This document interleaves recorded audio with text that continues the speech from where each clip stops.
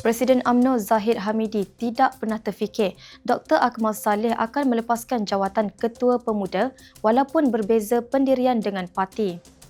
Katanya beliau juga belum memikirkan sama ada mahu menerima atau menolak peletakan jawatan Akmal jika permohonan itu dikemukakan.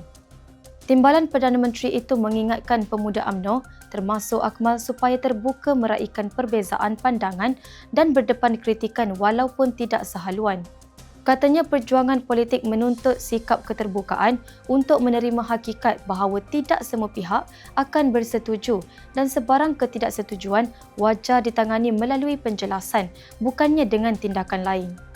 Zahid berkata, soal saranan diterima atau tidak, idealisme tetap perlu diperjuangkan kerana beliau sendiri pernah jatuh tersungkur semasa memegang jawatan pemuda, namun pengalaman itu tidak menghalangnya untuk bangkit semula.